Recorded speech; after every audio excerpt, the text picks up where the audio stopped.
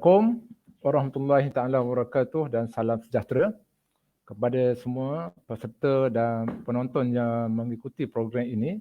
Program ini merupakan alumni Open Day 2021 yang kita sedang langsungkan pada petang ini. Terlebih dahulu, saya ucapkan terima kasih kepada pihak penganjur program kerana memberi peluang kepada saya mengendalikan sesi hari ini selaku moderator.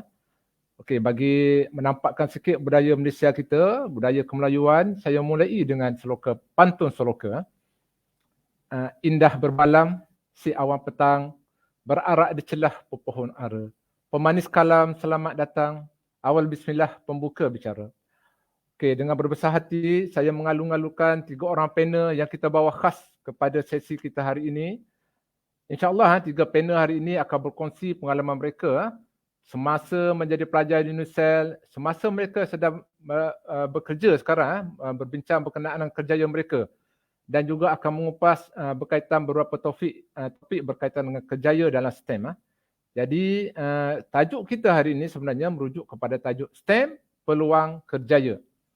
STEM ataupun nama penuhnya Sains, Teknologi, Engineering and Mathematics dipilih khas bagi menerangkan kepada semua pengunjung ataupun penonton ataupun pendengar hari ini berkenaan dengan peluang ataupun bidang ini sendiri dan macam mana peluang kerjaya yang mereka ataupun pelajar yang akan bertutur ini akan peroleh setelah mereka tamat pengajian nanti. Okey, so, panel-panel yang kita hadirkan pada hari ini merupakan alumni Fakulti Kejuruteraan Sains Hayat, dan kita pilih mereka ini daripada beberapa program. Yang pertama daripada saya tengok di sini adalah daripada ISM Biotech. Yang kedua daripada ISM Med Estate. Saya akan ringkaskan dulu, nanti kita akan minta para panel kita berkongsilah apa yang sepatutnya. Dan yang ketiga kita ada alumni dari ISM Kejuruteraan Awam. Okey. So saya harap para panel sudah bersedia untuk bersama kita pada hari ini. Okey, saya tak nak memperkenalkan pada panel ni, saya rasa lebih sesuai bagi panel itu sendiri memperkenalkan diri mereka. Jadi saya harap para panel boleh memperkenalkan diri masing-masing. So saya mulai dengan Dr. Sita, jangan ada dangking. So Dr. Sita, boleh perkenalkan diri anda kepada semua pendengar hari ini. Dipersilakan. Terima kasih moderator Tuan Haji Zaini. So saya Dr. Sita dan saya student first batch di UNISEL, Fakulti Biotech pada tahun 2003 hingga 2006, dan saya telah graduate in Industrial Biotechnology, majoring in Medical Microbiology. And then lepas tu saya telah continue masters dan PhD in Molecular Biology. Selepas graduation saya dapat bekerja di private sector untuk lebih daripada 12 tahun di Asia Pacific Special Nutrients or known as Ronma Holdings. Selepas tu saya telah berpindah ke Ho Chi Minh City, Vietnam dan bekerja di University of Oxford Clinical Research Unit sebagai seorang konsultan.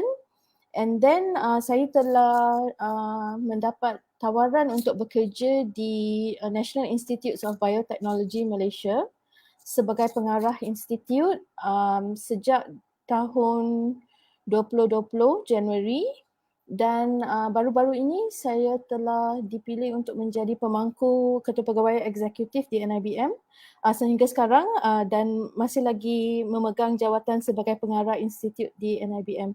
So berikut adalah sedikit pengenalan untuk kerjaya saya sejak saya telah graduate daripada UNISEL. So saya graduate, saya habis belajar pada hari Jumaat 30 Jun 2006 dan saya start kerja hari Isnin, the next Isnin tu, dan telah mendapat tawaran 2 bulan sebelum saya habis di UNISEL. So sesiapa yang di sini, students yang daripada UNISEL ataupun sesiapa yang tengah berfikir untuk masuk UNISEL, just tak payah risaulah nak dapat kerja. Memang akan dapat kerja. Alright, itu saja introduction daripada saya. Ada apa-apa lagi maybe later saya boleh jawab. Thank you Tuan Haji. Itu sahaja. Okey, sebab saya nak menyampuk tadi saya lupa sebab saya punya tiba-tiba termute pula. Okey, Dr. Sita, graduate tadi tahun 2000 berapa ya? Dia graduate 2000? 2006, saya first batch. 2006, first batch. Saya Okay. very first batch ya. So tak sempat menetap di Bestari Jaya, BJ tak sempat ya? Kampus BJ. Graduation di Bestari Jaya. Graduation. Tapi belajar tak sekali sempat? je. Tak study kat sana tak. Saya study di section 7. Section 7. Tak apa, nanti saya tengok macam mana. Ada 3 orang panel yang berbeza ni. Berbeza batch dan berbeza ni ya. Okay, kita tengok. Okey, terima kasih Dr. Sita atas perkongsian pengenalan diri tadi ya. Saya tengok tadi pengalamannya boleh tahan sampai Ho Chi Minh semua ke sana ya. Dia sampai ke overseas dan balik ke Malaysia untuk kembali berjasa dengan memberi jasa kepada tanah air sendirilah Malaysia. Okay. So pengalaman yang baik, perkongsian yang bagus. Saya nampak ni banyak akan memberi rujukan kepada pendengar kalau betul-betul ingin bersama kita pada petang ini. Okey, saya teruskan dengan panel kedua. Panel kedua kita Encik Muhammad Subhi Jamaluddin. So saya harap Encik Subhi boleh perkenalkan diri anda ya. Persilakan Encik Subhi. Okey, terima kasih pengerusi majlis, semua para peserta. Nama saya Subhi. Saya juga bekas pelajar Universiti Selangor, khusus Bachelor of Science Matematik dan Statistik tahun 2015 sehingga 2018. Sekarang bekerja sebagai seorang data scientist di sebuah syarikat antarabangsa dalam bidang trading. Syarikat tersebut bernama Derif.com, menguruskan servis online trading. Apa yang saya buat sebagai seorang data scientist, kami membantu syarikat untuk buat decision penting berdasarkan data yang kami ada. Contohnya berapakah bilangan pelanggan aktif pada bulan hadapan dan seterusnya. So itu sedikit sebanyak tentang saya lah, pengenalan pendek tentang saya. Oh, Cik Subhi ya. Yang saya tahu Cik Subhi ni, saya lupa tadi Cik Subhi ni bujang lagi ni, saya tahu saja. Dr. Sita dah macam mana? Saya tu Dr. Sita, lupa tanya Dr. Sita tadi. Dah berkahwin pada tahun 2016. Ada seorang anak. Okey. Sebab saya dah interview, saya dah tanya sikit apa Subhi semalam Cik Subhi. Dia kata dia still lagi single lah, tapi Dr. Sita dah kahwin, tak apa, kita tengok siapa single kahwin tu macam mana pula kan. Okey Subhi, terima kasih atas perkongsian. Okey, dia adalah data scientist daripada ISM MathStat. Graduate tahun bila tu Subhi? 2000 berapa tu? Graduate tahun, sebab dulu kami habis study tahun 2018 tapi graduate tahun 2019. So kalau nak ikutkan official graduate 2019 lah. So saya pun sama jugalah macam Dr. Sita, kami lepas habis tu terus kami tak ada time gap untuk dapat kerja tu lah. So terus kerja. Cik Subhi dulu terus di BJ ke ada di Salam? Saya dekat BJ, ya betul. BJ. Sorry ya saya guna BJ, kalau Dr. Sita tak apa ingat tu. BJ tu Bestari Jaya. Okey, Salam salah lah. Dan kalau nama ringkas kepada biasa-biasa alumni yang senior dia tahu, kalau BJ kita panggil UBJ lah. Kalau Salam USA kalau Salam USA, Unicel Salam. Kalau BJ Unicel Bestari Jaya. Nama ringkas ya. Okey ya. Okey, kita teruskan dengan panel ketiga. Panel ketiga orang engineering ya, orang engineering. So kita persilakan Encik IR1 Muhammad Firdaus wa Omar. Silakan Encik Wan Firdaus Okey, Assalamualaikum warahmatullahi wabarakatuh dan selamat petang. Terima kasih kepada Tuan Haji Muhammad Zaini. Okey, nama saya Wan Muhammad Firdaus bin Wan Omar, bekerja di MRL. Saya grad tahun 2008, habis belajar 2007, grad tahun 2008. Saya second batch lah. Kalau Dr. Sita first batch, saya junior dia lah, second batch. Kita ada satu dua sekarang. Okey, saya mula bekerja dari tahun 2000. Okey, macam ni, saya tamat belajar 2007. Tapi saya grad 2008. Sebelum saya grad tu, saya dah ditawarkan kerja awal setahun sebelum tu. Dia macam kontrak lah, sebab yelah baguslah, kira Unicel ni baguslah batch dia. Kebanyakan kawan-kawan saya yang grad semua dapat kerja macam tu lah. Okey, 2007 saya berkelana ke Pulau Pinang untuk projek double track, and then balik ke KL kat saya punya HQ, bergiat dalam berbagai bidang lah engineering ni. So total projek saya dah involve dalam 18 projek lah. Lebih kurang 18 projek, saya dah pergi ke Sabah Sarawak, dan maknanya seluruh Malaysia dah habis lah. Okay, last kali ni yang terbaru ni saya berkhidmat dekat MRL. Kat sini mungkin lama sikit lah, tak tahulah sampai benching ke saya tak pasti. Okay. Mungkin untuk detail berkongsi tentang pengalaman kerja mungkin boleh detail lepas ni lah. Okay. Ni apa Cik Firdaus ni status macam mana status? Okay. Status bujang ke kahwin ke? Dah. Saya dah kahwin 2011 lagi saya kahwin. Anak dah dalam 4 orang macam tu lah. Okay. Sebab saya suka tanya bujang kahwin ni sebab kalau siapa bujang tu kita bagi galakkan dia cepat kahwin sikit. Tu saya tanya. Sebab kalau orang lelaki suka tanya jawapan senang, saya orang lelaki tanya dah kahwin belum? Kata belum kahwin, belum kahwin lagi. Dah kahwin satu belum kahwin lagi, tu jawapan orang lelaki standard. Dr. Sita bagi share Dr. Sita. Orang lelaki dia jawab macam tu. The Muslim guys selalu jawab macam tu. Macam mana Cik dah kahwin belum? Belum kahwin lagi tapi dah kahwin lah. Belum kahwin lagi tu yang kedua ketiga belum. Pertama sudah. Okey. Okey, so saya tengok di sini kita ada 3 panel, Dr. Sita, Cik Suhi dan Cik Ayah Firdaus ni. Dia kalau tengok di sini, you all 3 ni dia macam batch yang Dr. Sita dengan Firdaus ni dah rapat je satu batch beza. Yang apa Suhi ni yang paling junior lah saya tengok di sini kan. Suhi tu paling junior. So ada 3 generasi dah lebih kurang. Kalau Dr. Sita semua dia di Shah Alam. Semua dia di Shah Alam. Kalau Firdaus dia sempat dia tahu 1 year di BJ lah. Dia tahu sikit BJ dia macam mana. Dan kalau Subi semua di BJ dia kata. Jadi sebenarnya pengalaman berbeza. Nanti kita akan share lepas ni macam mana pengalaman di kampus tu daripada 3 situasi yang berbeza tu. Okey. Kita hari ini mungkin saya tengok kepada situasi dan apa yang saya plankan semalam ataupun sebelum ni, saya akan buat persoalan daripada kita kata ikut pusingan so, pusingan pertama macam mana dan seterusnya. Dan saya jangka ataupun saya rancang kita akan menghadapi 4 pusingan. Dia macam ni pula macam apa orang panggil pusingan, dia ada 4 pusingan pula. So pusingan pertama, jadi pengenalan ni ini introduction sahaja. Kita akan tunggu soalan pertama saja lah. Okey.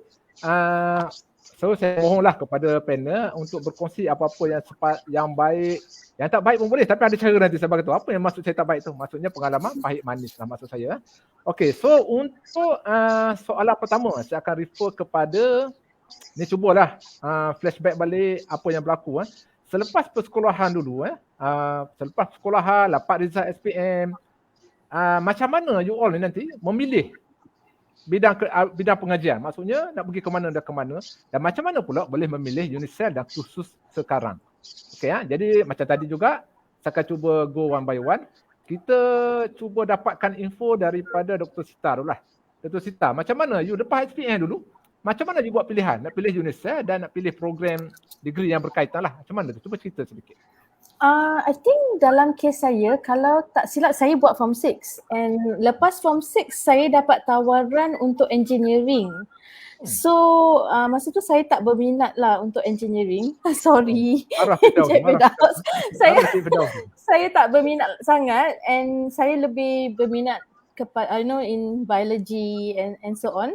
And masa tu happen to be saya nampak advertisement lah untuk UNICEF di dalam surat khabar for biotech, and then saya did some reading lah pasal biotech, and at that time more than 18 tahun lepas tu it's quite up and coming, it's quite popular masa tu pasal genetics, engineering and research on microbiology and so on lah.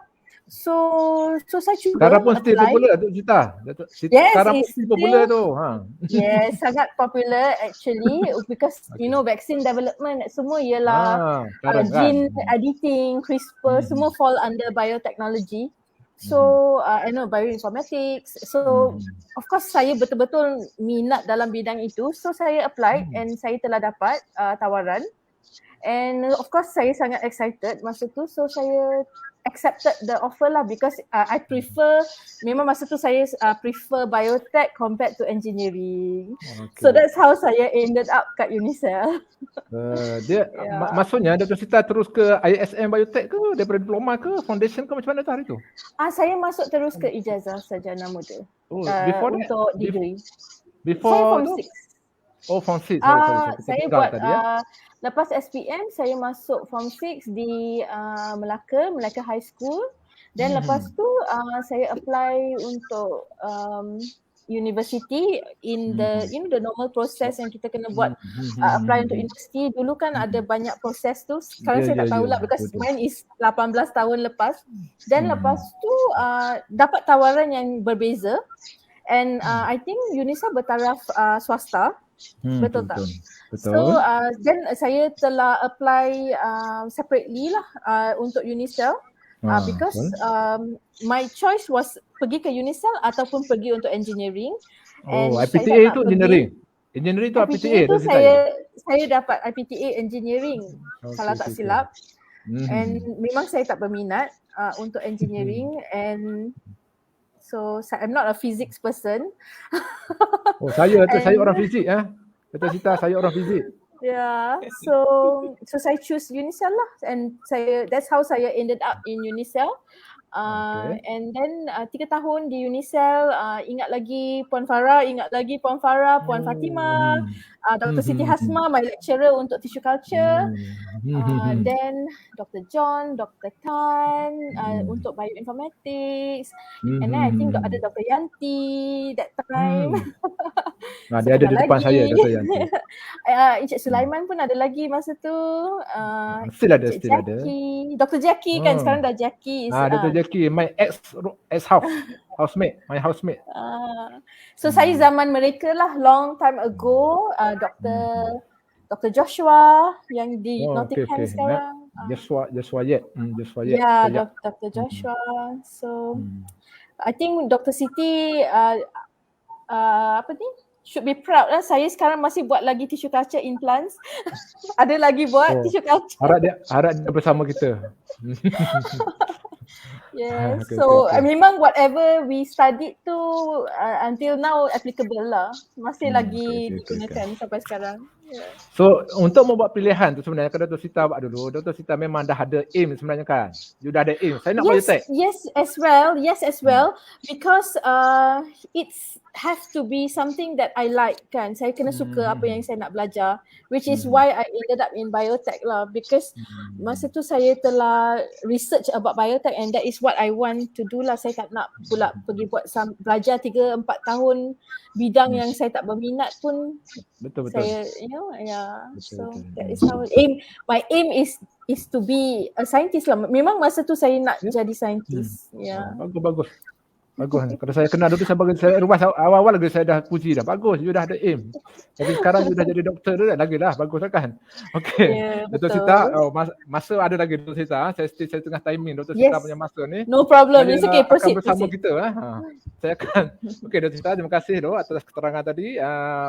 Good info. Sebenarnya kepada semua pendengar dan mungkin panel kita bersama lah. Kita nak cuba guide pendengar ataupun lebih kepada pelajar-pelajar peserta sekolah macam mana nak memilih peluang pengajaran dan peluang kerjaya nanti. Jadi kita nak kongsikan pelajar-pelajar kita yang dah berjaya ni macam mana laluan diorang. Jadi tadi kita dah dengarkan daripada Dr. Sita macam mana dia memilih program tersebut. Kita pergi pada panel kedua. Panel kedua kita Cik Subhi. Okey, Cik Subhi boleh kongsikan sedikit selepas alam persekolahan di mana anda nak memilih kursus pengajaran tinggi itu macam mana? Apa yang berlaku? Cuba cerita sikit. Cik Subhi. Okey, dipersilakan. Okey. Terima kasih Cik Zaini. Saya pula kes yang berbeza daripada Dr. Sita. So habis SPM tu memang Sekejap Cik Subhi. Sekejap. Cik Subhi ni orang mana? Orang Penang ke orang Kedah ni? Saya orang Penang. Wah, tak apa. Saja saya nak tahu je. Penang tak apa, kalau ada slang-slang dia sikit okey lah kan. Tak apa, memang saya dah dengar aku Penang. Saya baru balik Penang minggu lepas. Memang saya dah dengar aku Penang cakap macam mana. Okey, silakan teruskan. Okay. So saya ni macam lagi waktu habis SPM tu memang completely clueless lah. So saya macam orang cakap masuk engineering. Saya pun register lah UPU kan. Tentu semua orang register UPU. Saya ada dengar echo cik. Tak apa. Dah hilang. Okay, so lepas tu saya register UPU, saya dapatlah UIA. Saya masuk UIA sebab untuk asasi engineering dekat UIA. Saya buat dalam setahun lebih then saya drop out. Bila saya drop out saya rasa macam tak best lah engineering ni, then sebab saya duk selalu fail lah. Memang saya selalu fail. Lepas tu saya masuklah management punya asasi dekat satu universiti swasta Utah. Lepas tu lepas habis universiti swasta management tu saya pun fikirlah, saya rasa macam time tu baru saya rasa nak masuk balik dalam bidang sains. So saya mencari saya sendiri buat research lah mana yang saya nak join, dan time tu bila nak join tu susah lah, daripada universiti swasta nak masuk universiti awam pun susah. Dan so masa tu saya cari saya pun fikir saya nampak Unicell pun bagi saya rasa okay, saya kena restart balik buat asasi sains balik. So saya pun fikir okay lah, saya approach Unicell, saya approach program coordinator untuk asasi time tu. Saya lupa nama lecturer tu. Okay, so lecturer tu lah yang dia tengok saya dah ada management punya asasi, buat apa saya nak sambung lagi asasi. Lepas tu dia bawa lah saya bawa terus ke fakulti, time tu kita panggil Fast Bio, jumpa program coordinator saya Madam Manisah time tu. So dia lah bagi recommendation untuk saya jangan duk buang masa buat asasi. So teruskanlah ke degree matematik dan statistik ni, sebab dalam subjek saya tu ada satu saja subjek statistik. So time tu saya tak pastilah dengan keputusan saya pun setuju untuk semester pertama, dan sampai hujung semester yang mana bagi saya stay dekat Unicell memang none other than lecturers dengan semua tenaga pengajar kat situlah. So bila saya masuk first sem sampai hujung tu saya memang enjoy, sebab lecturer tu sangat sangat supportive guide kita lah. So yang ni lah unik dia kat sini, kat Unicell ni. Sebab kita pelajar dari Unicell, first so pelajar masuk daripada first masuk program kita bukan masuk under sistem, kita ada sistem semua untuk register, tapi kita dapat hubung dengan lecturer tu from the get go, daripada first lagi. So guidance yang diorang tunjukkan tu tak boleh dapat lah kat tempat lain, sebab saya masuk beberapa tempat juga actually lagi panjang saya punya perjalanan tu, saya ada try sana sini. Tapi so banyak jugalah saya ada try, tapi memang tak dapat lah. Benda tu lah yang bagi saya stay kat situ sampai 3 tahun lebih lah. So Bihi ni boleh kuliku sikit. So Bihi saya jenis beli kuliku bukan sikit lah, banyak lah. saya tak discover minat saya sampai saya masuk dekat Unicell first sem. Dia pengalaman dia banyak juga ni. Bagus dia pengalaman dari segi tu. Try and error, tengok macam mana. Itu okey. Wah, dia punya teknikal terus bagi saya cakap pula. Tapi tak apa, Cik Sufi dah cerita banyak benda berkenaan perjalanan dia, macam mana dia dapat Unicell. Saya tengok daripada pergi IPTA, keluar IPTS, sambung IPTS, itulah perjalanan hidup sebenarnya. Sambil anda ataupun para panel bercerita, itulah pengalaman hidup kita kan. Kita tengok nanti ada lagi yang kita nak share pengalaman tu lepas ni. So kita akan pastikan Dr. Sita bersama sehingga ke akhirnya. Dr. Sita pastikan bersama sehingga ke akhir sesi. Okey. Kita baru dua panel lah bercerita berkenaan dengan perjalanan sedikit berkenaan dengan dirinya sehingga ke Unicell. Okey, kita cuba minta daripada penjelasan daripada IR Wan Firdaus kita lah. Dia kalau nama IR ni orang panggil engineer tu mana grand, nampak grand IR. Itulah kelebihan seorang engineer, dia ada IR. Tapi kalau orang lain tak ada, orang lain terus macam Dr. Sita terus PhD baru dapat doktor. Dia tak payah buat PhD, ada IR, dah grand dah nama dia. Okey, kita nak dengar penjelasan daripada IR Firdaus kita. Macam mana Cik Firdaus dulu memilih after SPM tu nak pergi ke mana, memilih Unicell dan pilih engineering tu macam mana. Okey, kita persilakan. IR Firdaus kita. Okey, terima kasih. Okey, saya berbeza dengan panel pertama dan kedua lah. Okey, saya memang pecinta engineering, pecinta engineer. Saya daripada kecil lagi saya dah tanamkan dalam hati saya. Dua-dua orang tadi tak minat kan? Firdaus kan? Ya. Dua orang tadi tak minat engineering kan? Tak apa, kita orang ni memang betul orang engineer. saya daripada kecil lagi, saya memang dah tengok orang buat bangunan, orang buat jalan, buat ni, buat ni. Saya nak jadi engineer lah. Daripada kecil lagi kan. Okey, lepas tu sekolah rendah macam biasalah, tak ada perbezaan lah. Apabila saya sekolah menengah, saya pergi ke bidang engineering, sekolah teknik dia panggil kan. Teknik dan vocational lah. Okey, 2 tahun belajar dekat sana. Okey, dah habis sekolah teknik, saya dah banyak pilihan masa tu. Saya nak continue dekat politeknik, saya nak pergi matrik, saya nak pergi tahun asas, ataupun saya nak buat CJ dengan diploma. Saya cuba tengok mana paling cepat. Masa muda kan, ambitious kita tinggi, nak habis cepat je, nak kerja, nak berjaya. Masa tu lah, tapi kita tahu lagi di tangan kita berjaya ke tak. Tengah-tengah tu. Okey, lepas tu saya tanpa berfikir panjang, saya tengok college ni dia tawarkan course college strategi ataupun Institut Bina Usahawan masa tu kan. Tapi dia punya course semua diiktiraf lah, tak ada masalah lah. Cepat, dia boleh habis cepat. Maknanya dalam 2 tahun lebih dia boleh dapat diploma, boleh dapat CJ. Saya fikir bagi saya bagus. Kalau saya habis tu terus STPM ataupun tahun asas ataupun saya pergi kepada matrik, saya nak kerja tak dapat. Tapi kalau saya dah kandas dekat CJ atau diploma, saya dah habis CJ diploma, saya dah boleh kerja dah. Bidang ini utamakan pengalaman kerja kan. Okey, saya pun ambil lah yang 2 tahun ni, 2 tahun setengah macam tu dah. Okey, dah habis diploma kat sana, saya terus continue dekat untuk degree lah. Untuk degree civil engineering. Masa tu pun saya banyak pilihan. Sebab college tu sendiri dah tawarkan saya untuk belajar dekat Australia, University of Queensland. Maknanya degree dengan master dalam 4 tahun macam tu lah. Dia macam cepat habis kan. Ya, betul. Dekat Malaysia ni lama juga, engineering ni 5 tahun. Bila nak habis macam ni cakap. Lepas cuba cari universiti-universiti, saya tengok dapat buat transfer kredit. Salah satu universiti yang dapat transfer kredit dan related dengan saya punya college, Unicel lah. Saya cuba IPTA. Tapi IPTA nampak macam susah sikit lah kan.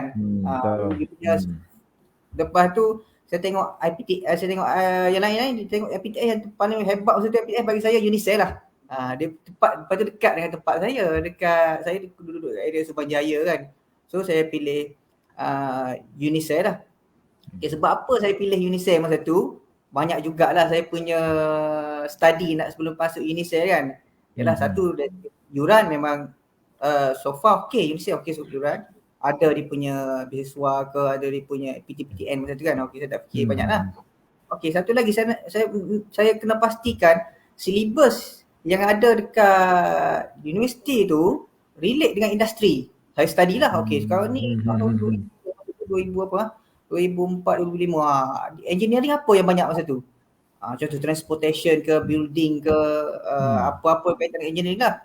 Saya tengok course Unicel masa tu, sebelum kita masuk kita tengok course dulu kan. Kita tengok Unicel masuk silibus dia lebih kepada yang related dengan industri kan.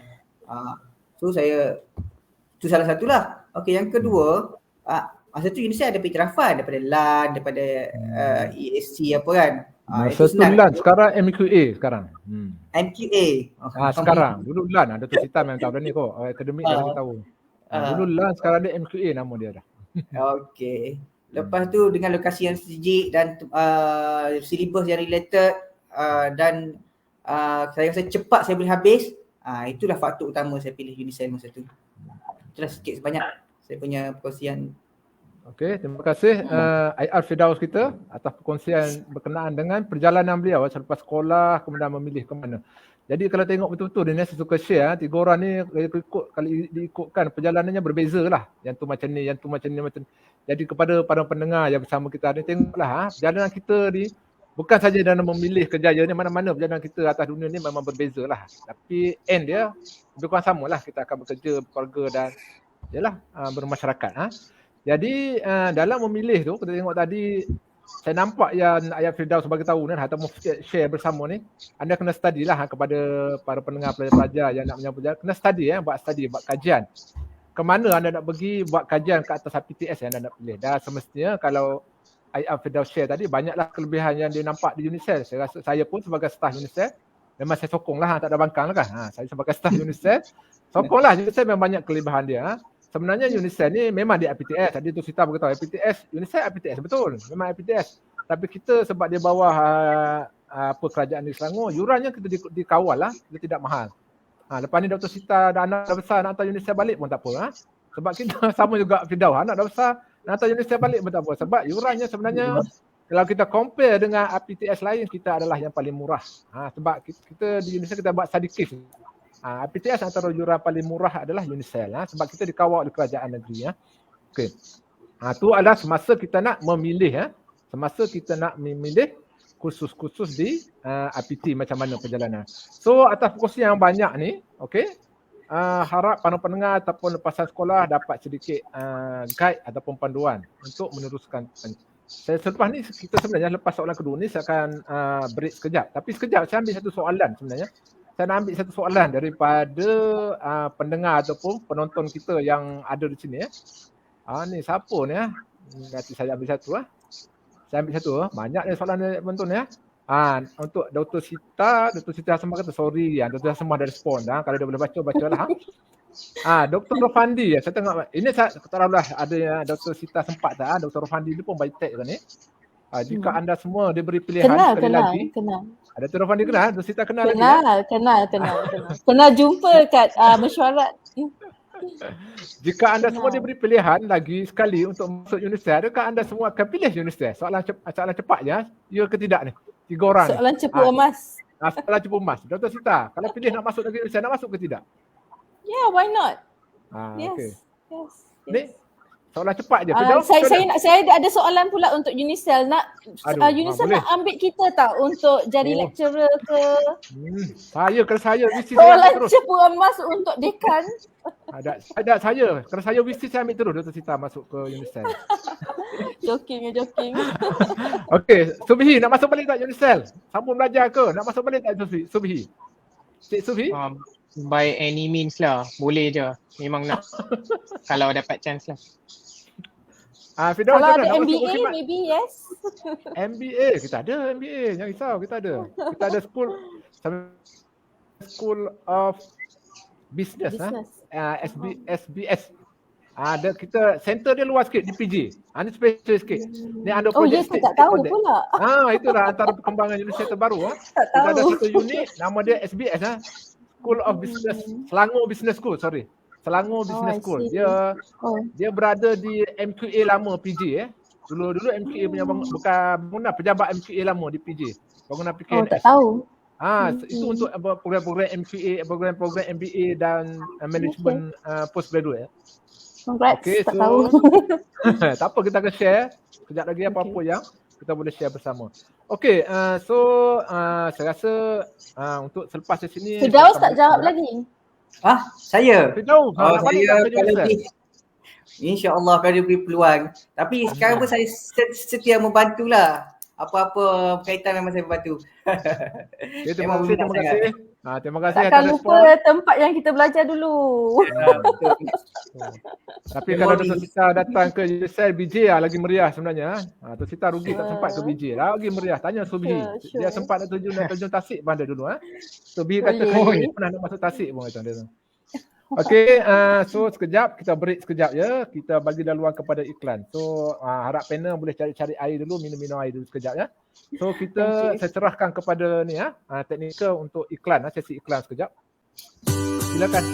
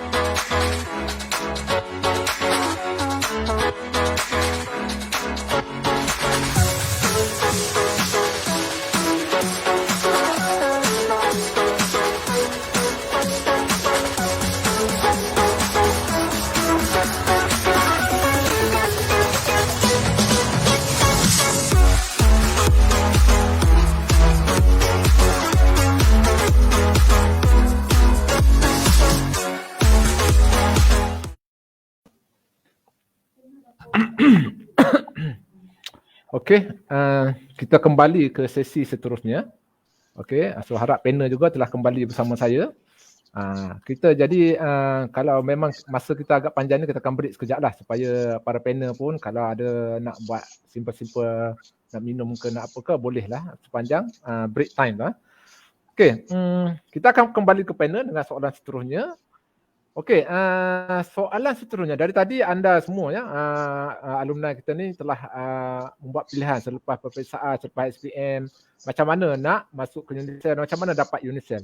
Jadi kepada pelajar ataupun lepasan SPM kelepasan sekolah, itulah antara metod-metod sepatutnya anda lakukan. Study case, manakah peluang-peluang kerjaya yang anda boleh lalui. Kalau yang agak berliku sikit, kita tengok Cikgu Wihi kita berliku, dia try sana, try sini, tak ada masalah. Okey, yang penting anda nampak peluang anda nak sambung ke mana. Dan semestinya saya menggalakkan tengok UNICEF lah banyak-banyak. Okey, soalan seterusnya, kita nak berkongsi pengalaman dan boleh kata cerita pahit manis lah. Semua panel sepanjang berada di UNICEF. Boleh cerita macam-macam lah. Mana tahu tiba-tiba ada cerita hantu ke kat mana-mana, tahulah kan. Okey, so kita akan cuba round table daripada first ni lah. Daripada Dr. Sita dulu. Boleh tak Dr. Sita ceritakan pengalaman semasa berada di UNICEF sepanjang masalah ke, tension, depres ke apa ke, pahit manis pun tak apa, semua boleh share. Kita persilakan Dr. Sita. Pahit manis, kalau tak silap yang paling pahit is very stressful jugalah belajar 3 tahun. Banyak assignments because setiap SEM dalam 5 subjek and setiap subjek mesti ada assignments. And then and on top of that ada, of course ada banyak exams and so on. And masa tu saya quite stressed lah because really nak score kan, nak 4.0 ataupun 3.5 and above. So rasa tertekan juga the last final year tu untuk dapat A untuk subjek-subjek because kalau tak dapat markah yang bagus nanti susah nak dapat kerja juga kan. So I think kalau nak kata pahit, taklah pahit sangat, but when masa student tu it was quite a challenging time because of nak buat assignment. Saya almost 18 tahun lepas. Masa tu orang tak ada laptop and so on. Kita kena duduk kat cyber cafe dekat section 7 untuk buat assignment. And then duduk kat cyber cafe berjam-jam and you know masa tu tak ada thumb drive, 1 gig thumb drive. Masa tu I think the thumb drive punya space pun kita pakai floppy disk masa tu. Floppy disk. Yes, saya zaman floppy disk. So tak boleh save, tak cukup tempat nak save pun dalam floppy disk. Banyak gambar sikit tak boleh ya. Yes, and then I remember memang banyak sangat assignment every semester. So I think that was quite interesting lah sampai tengah malam duduk kat cyber cafe untuk buat kerja. And yes, kalau the part yang manis-manis tu, of course banyak friends yang saya masih lagi kawan sampai sekarang, masih lagi best friend dengan my roommates. Ada 2 orang tu yang sampai hari ni memang kita masih lagi very good friends. Mereka pun sangat successful, belajar biotech juga. And then one of the best part about duduk di Shah Alam maybe selalu makan kat Hakim, nasi kandar Hakim. Hakim juga lemo ya. Hakim juga yang popular. Macam tu lah, it was quite interesting. Shah Alam actually quite nice, best jugalah belajar kat Shah Alam because tak ada distraction, jauh daripada KL. So tak ada you know, tak ada distraction kat sana. There's nothing bad yang boleh berlaku. Tak ada set cinema, there's not much entertainment kan. Tapi kalau tak silap first batch kita punya hostel masa tu kat section 26. So the first 6 months tu sangat jauh lah dari section 26 pergi ke section 7. That part saya tak suka sangat. But it's nice. Experience. It's first time, masa tu first time tinggalkan rumah untuk pergi belajar. So interesting, saya ingat lagi duduk kat dalam hostel, masak dalam periuk the small rice cooker. And then macam tu lah. Tapi kalau tanya dengan Puan Farah, dengan Dr. Siti, saya ni budak nakal kat UNICEF dulu. Nanti saya akan korek lepas ni. After ni saya akan korek lagi Dr. Sita ni macam mana ya. Saya tengok macam mana. I'm not as very nak kata saya ni baik. Tak adalah, saya nakal masa tu. Ya. Nanti saya korek dengan Dato' Farah ke, Cik Sulaiman ke, Dato' Yanti ke ada Saya ni. main masa first year, Dato' main juga. Ni Dato' Yanti ada depan saya pun. I think Puan Farah mesti ingat saya ni masa tu. Tapi I mean of course at that time saya muda lah, 20s kan. Itulah. Sekarang dah baik lah. Pensyarah macam mana pensyarah tu, Dato' Sita tu? Pensyarah helpful ke, ada banyak bagi problem ke? Pensyarah di situ. Oh, biasa je, semua baik. Yang bagi problem mungkin saya lah. Tak apa, sedar diri tak apa. Kalau sedar diri tak apa. Pensyarah dia baik-baik sebenarnya. Student dia sedakal kan. Yang paling mungkin kita selalu kacau lah nak tanya apa soalan yang akan keluar untuk exam. Itu biasa. Pergi jumpa mereka, berapa markah yang kita nak dapat, macam tu. Okay. Ingat lagi. Buat lab work and on and so on. Actually, saya rasa banyak juga yang kita belajar masa kat Unicell. The lab was quite good lah kat Section 7 tu, and memang banyak pengalaman masa kat Unicell. Because kalau tengok sekarang kat alumni, most of the batch yang graduate tu semua ada very good job. Most of the people that saya kenal lagi, engineering faculty dan juga biotech faculty, most of them doing very well lah. Ramai yang dah doktor. Memang tak kenal ni, Ayah Firdaus tu tak kenal, tak perasan. Ayah Firdaus tak perasan. Actually saya baru message kawan saya, dia kata dia kenal Firdaus. Sebab Firdaus ni seorang yang aktif dulu masa di kampus. Saya pernah korek sikit rahsia Firdaus ni dia seorang antara yang aktif juga di kampus dulu. Patut orang kenal lah dia.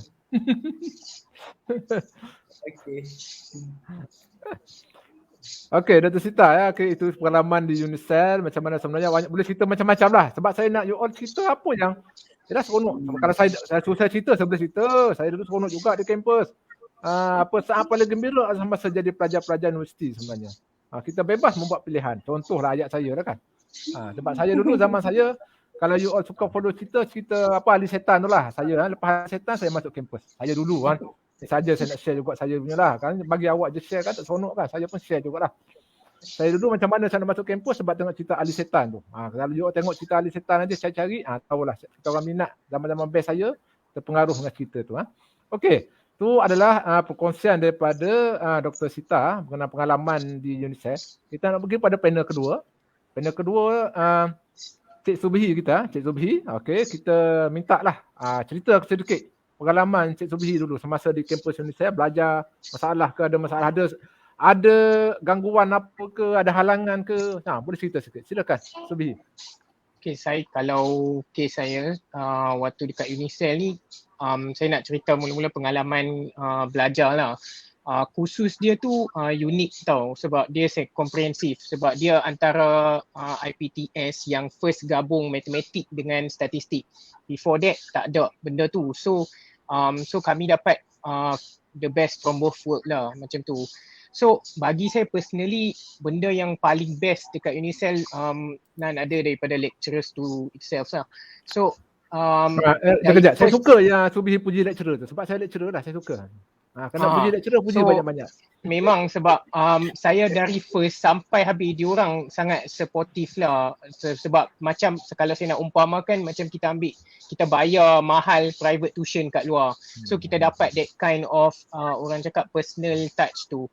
Saya masih ingat waktu first semester saya ambil kalkulus 1 kan, time tu kan saya blur, saya tak tahu apa tu kalkulus 1. So waktu tu Madam Zuraini yang ajar saya kalkulus.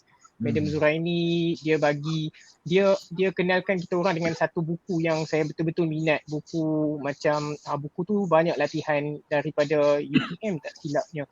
So saya pun waktu tu disebabkan saya noob, saya tak tahu apa sangat lah pasal kalkulus ni, saya buat banyak latihan. Lepas tu saya buat terlalu banyak sangat sampai dah jadi tebal dah paper tu. Saya bagi dekat madam, suruh dia check. Dan terkejut saya, dan macam dalam beberapa hari lepas tu dia check satu-satu.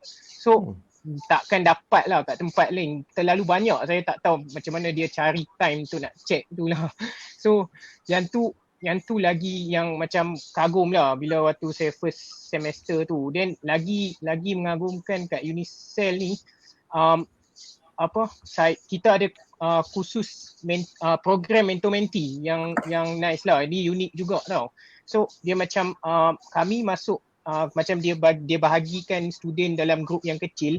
Dia bagi assign satu lecturer. Macam saya dulu kami dapat Sir Nasruddin. So Sir Nasruddin ni dia orang yang strict dan macam dia satu line lah. Tapi dia punya pasal kami macam takut-takut sikit. Jadi lagi disiplin lah kan. So kalau nak kata setiap subjek yang kita ambil ni, kita akan kenal lecturer yang banyak personality dia yang bagi kita rasa ni nice, yang ni pun nice, yang ni pun nice. So dia terlalu banyak sangat kan. So the next thing waktu saya rasa dalam semester ketiga saya kenal Dr. Saibah. So Dr. Saibah ni dia lah yang banyak sumbangkan saya punya minat dalam bidang career saya ni. Dia yang paling banyak buat sampai saya anggap dia sebagai macam ibu angkat jugalah.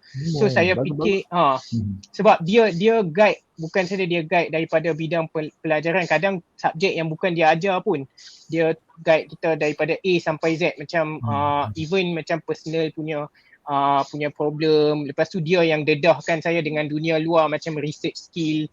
Dia sangat seorang yang fokus on research. Lepas tu benda-benda baru, penulisan, saya tak tahu apa pasal penulisan semua pun dia yang dedahkan. So kalau nak kata so saya memang terima kasih lah jumpa lecturer tu dekat Unicell.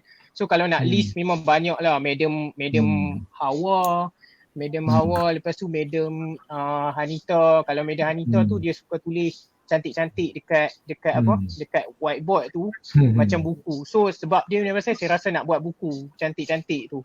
So tu baru lecturer. Belum lagi macam member saya. Kalau member nak cakap yang paling saya ingat 2 orang lah. So Atta ni macam kaki tangan saya jugalah. So banyak benda yang macam saya selalu apa-apa sikit mesti saya cari dia. Dengan Lim ni macam senior saya. So saya always look up kepada Lim. So dia bagi banyak guidance dan best lah study dengan diorang. Tu pengalaman kat Unicell lah. Kalau dari segi belajar. So kalau nak katakan apa pengalaman belajar yang membantu saya kat bidang kerjaya ni memang banyak lah actually.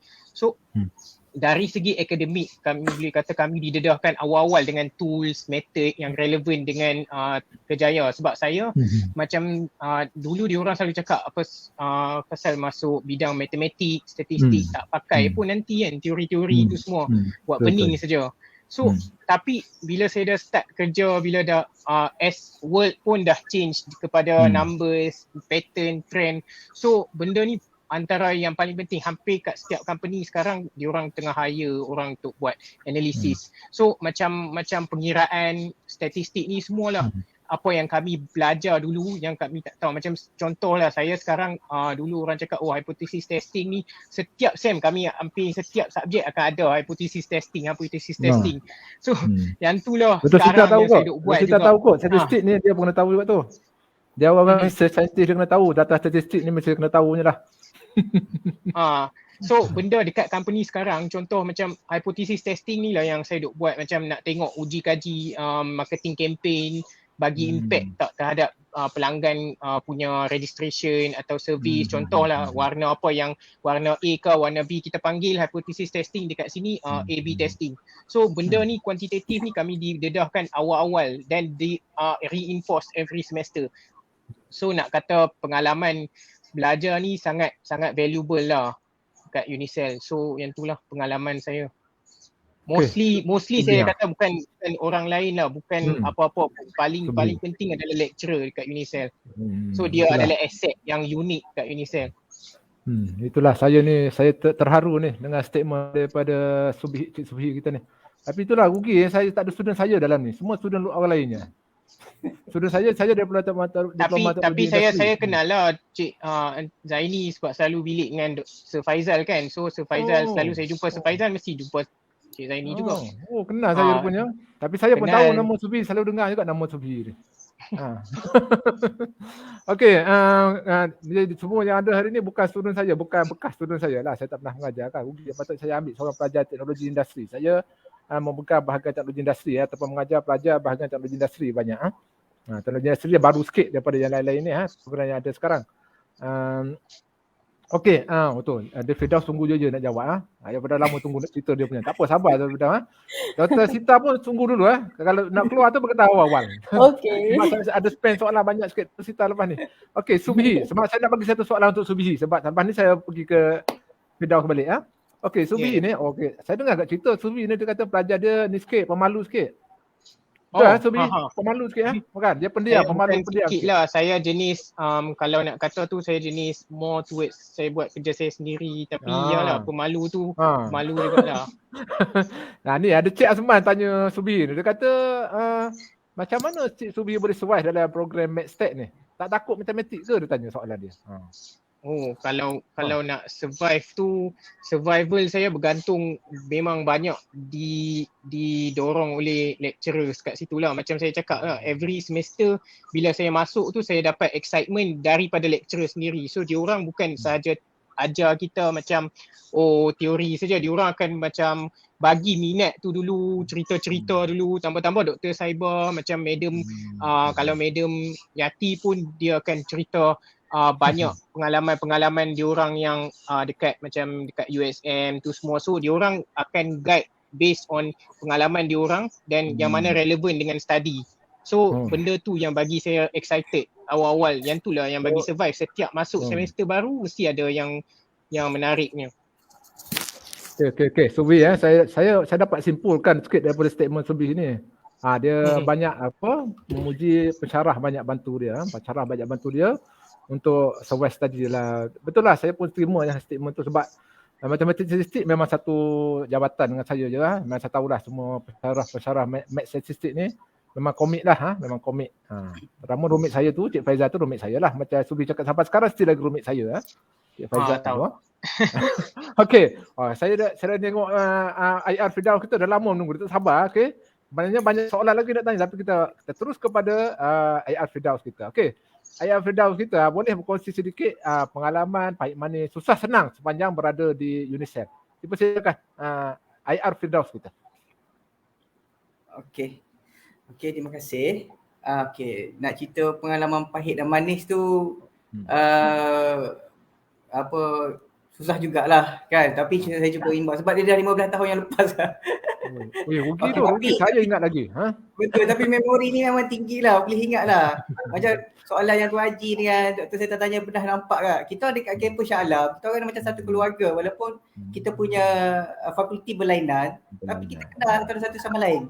Kita mungkin boleh ingat lupa lah, boleh tengok jumpa kat mana momen dia, tapi yalah lama sangat kan, kita tak ingat.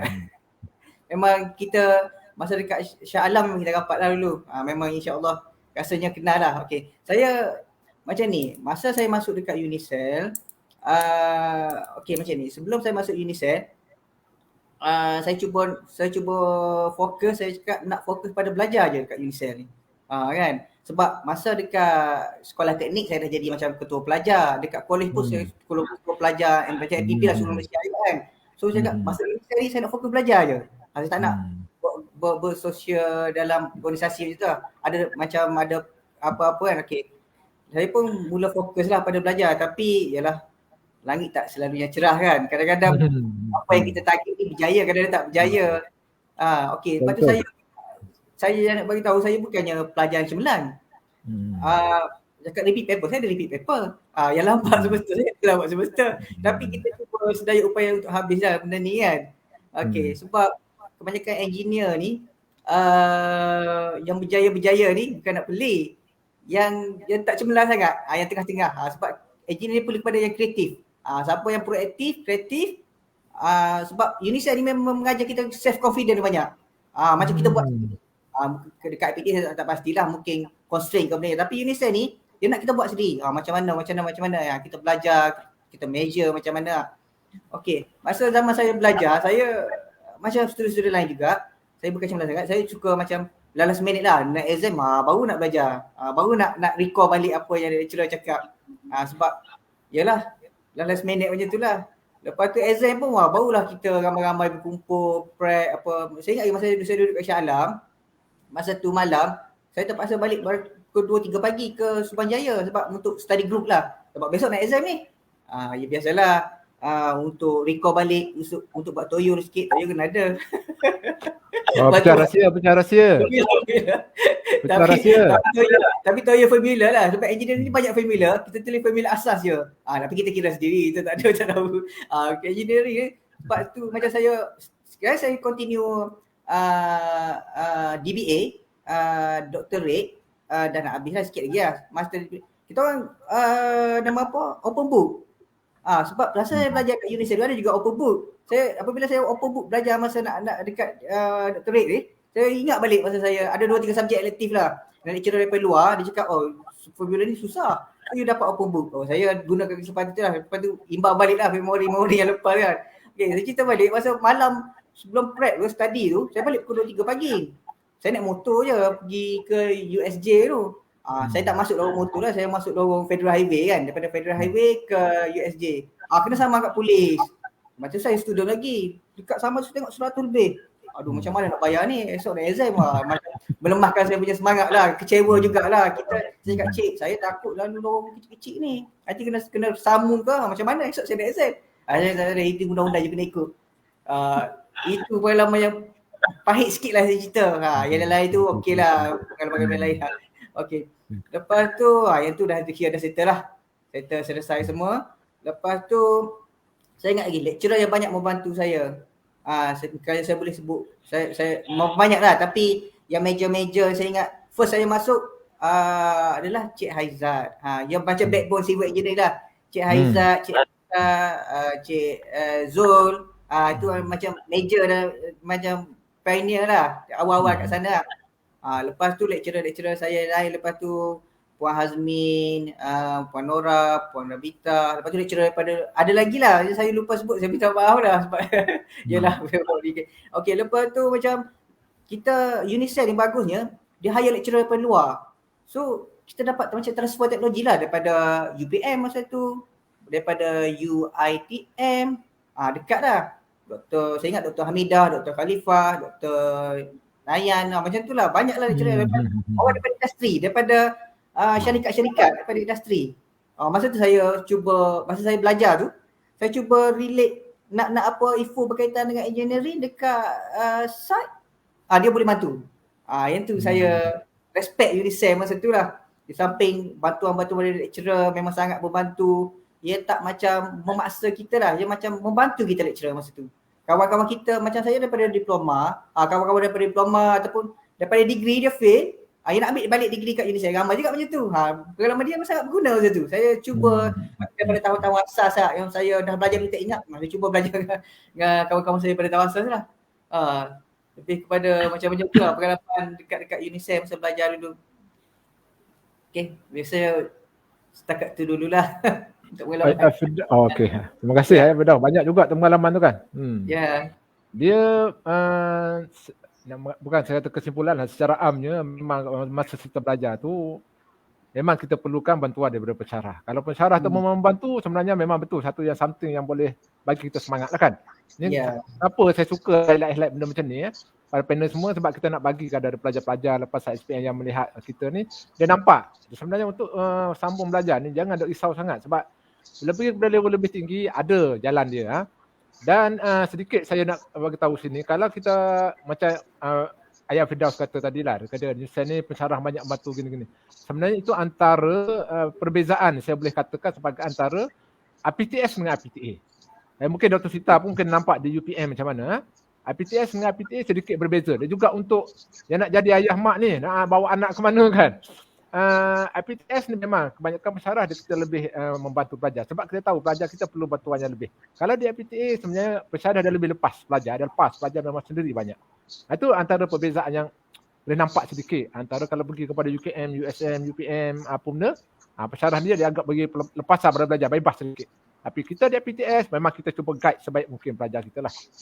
Sebab pelajar saya ni, saya cerita pelajar saya diploma teknologi industri ni banyak yang pelajar hanya 3 kredit saja, 3 kredit saja lepas makan, tapi diorang boleh sambung daripada diploma, degree hingga ke master pun ada. Itu saja nak share sedikit. Okey, kita ada lagi ni soalan, tak ada masalah, jangan risau. Banyak soalan lagi. Dato' Sita tolong stay lagi. Saya suka highlight Dato' Sita ni sebab dia agak sibuk sikit. Okey. Di sini ada sedikit ni, daripada mana? Ya, Dr. Sita. Mohon maaf, saya dah kena exit sekarang. Ya, Maybe waduh. one last question. Okey, saya bagi Dr. Sita dulu. Ya, Okey. one last Boleh question. tak Dr. Sita? Sekejap, Sorry. panel lain. Saya terus Dr. Sita sekejap satu soalan. Boleh tak cerita pengalaman kerja sekarang? Apa yang dibuat sekarang? Dan memang berkait dengan belajar dulu. Cuba Dr. Sita cerita macam tu sedikit. Kerja sekarang dengan belajar dulu. Kaitan dan alright, so memang saya belajar biotech and so saya punya masa degree thesis saya bertajuk Isolation and Characterization of Vancomycin Resistant Enterococcus in Poultry Farms in Malaysia, which is sebenarnya a kind of bacteria which is an AMR, antimicrobial resistant, and spread di dalam the livestock poultry dan boleh menyebabkan penyakit lah di dalam humans, and sampai sekarang pun is still masalah besar di Malaysia and all over the world. And then so sekarang di NIBM ada 3 institut di sini, which is ABI, Agrobiotech Institute, MGBI, Malaysia Genome and Vaccine Institute, dan juga IFAM, Malaysia Institute of Pharmaceutical and Nutraceutical. Malaysia Genome bukannya dekat Bangi tu ke, Dr. Sita? Yes, dekat Bangi tu Bangi. Genome kat situ ke? Okay. Yes, Genome and Vaccine Institute lah yang baru dilancarkan oleh Perdana Menteri on the 1st of November tu. So so kalau ada sesiapa yang nak datang untuk internship, please contact me anytime. Saya happy untuk accept. Okay, untuk research yang paling latest saya ialah right now saya ada satu project related to medicinal plants, studying the compounds of the medicinal plants untuk superfood discovery dan juga untuk drug related discovery dan juga untuk like anti-diabetic properties, anti-microbial properties, anti-cancer properties and so on lah. Phytochemistry studies and so on. So that is one of my big project at the moment. Then besides that, saya juga ada satu project related to zoonotic, which is disease yang boleh jump daripada animals kepada human. So yang itu project yang akan start not soon lah, akan start related to zoonotic. And the latest one yang lagi satu yang saya recently propose ialah untuk menggunakan plants sebagai edible vaccine. So maksudnya buat gene editing in the plants in order to insert so molecular biofarming is one of the latest technology. Dia bukan guna animals lah, kan?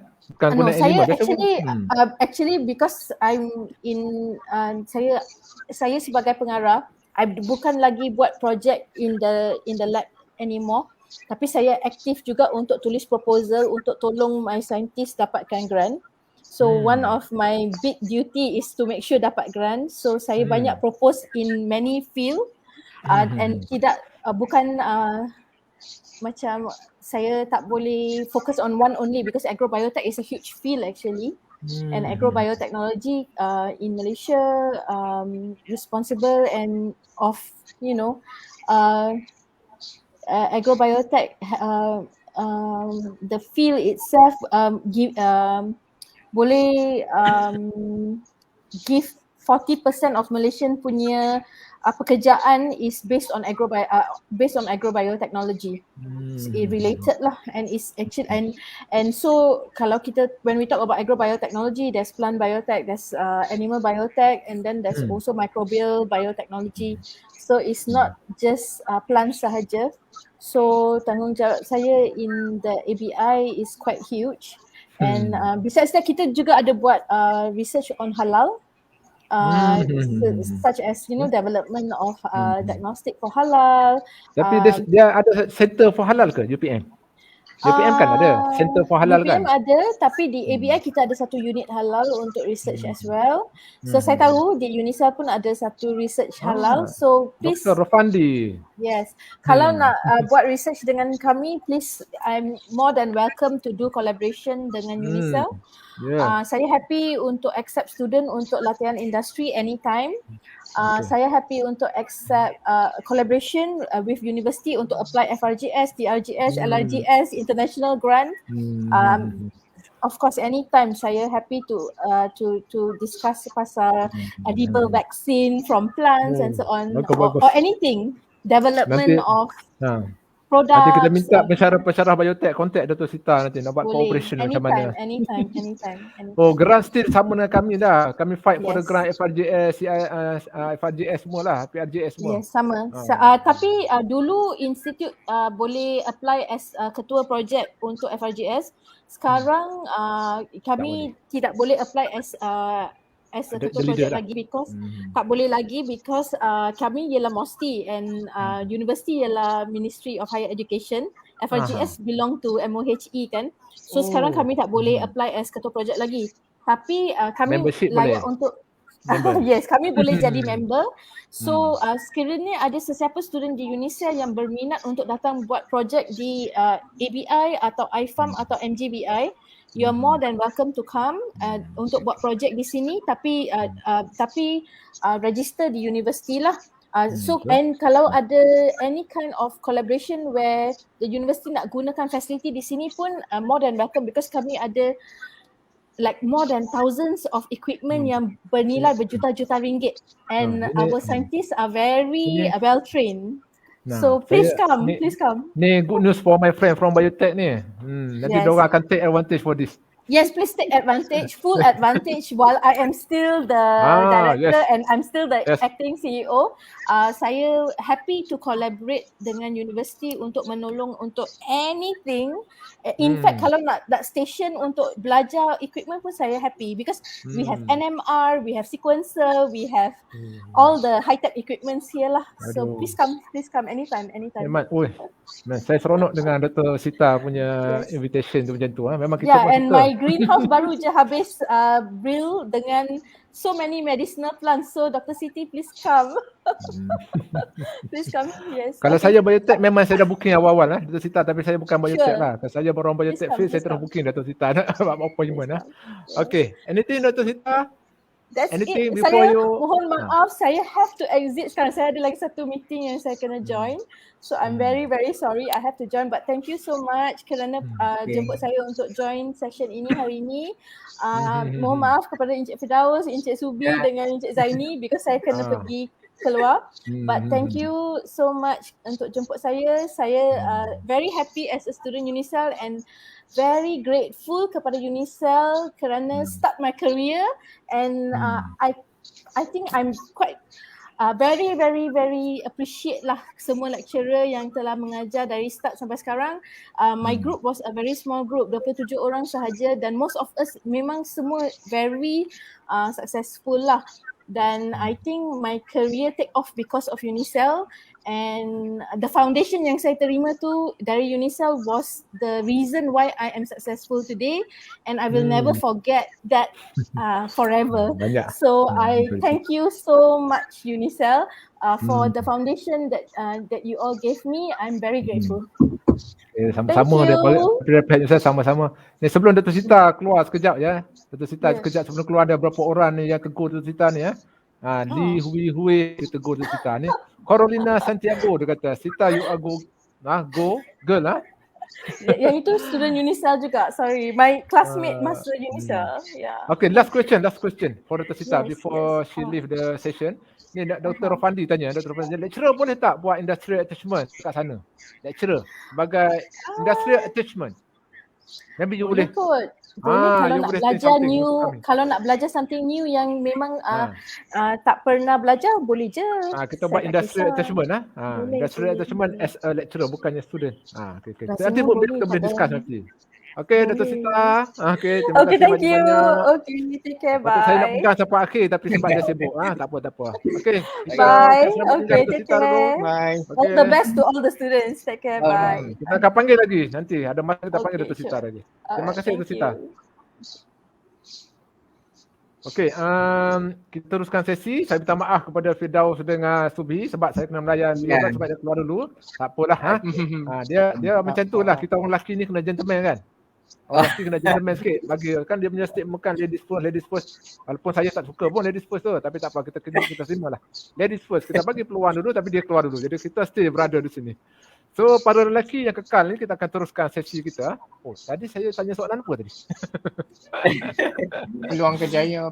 Okey, peluang kejayaan. Okey, saya cuba tengok masa sikit, kita ada 3:42. Macam ni lah, macam ni ya. Okey, kita terus kepada soalan kita. Kita terus kepada Subhi ya. Saya minta Cik Subhi boleh ready untuk berkongsi macam manakah kerjaya anda sekarang dan ada kaitan dengan belajar, senang ke tidak lepas belajar tu kerja. Saya tadi dah cerita sikit, mungkin boleh highlight lagi. Okey, kita persilakan Subhi untuk berkongsi kerjaya sekarang dan kaitan dengan belajar dan macam mana kerjaya, situasi kerjaya sekarang. Silakan Subhi.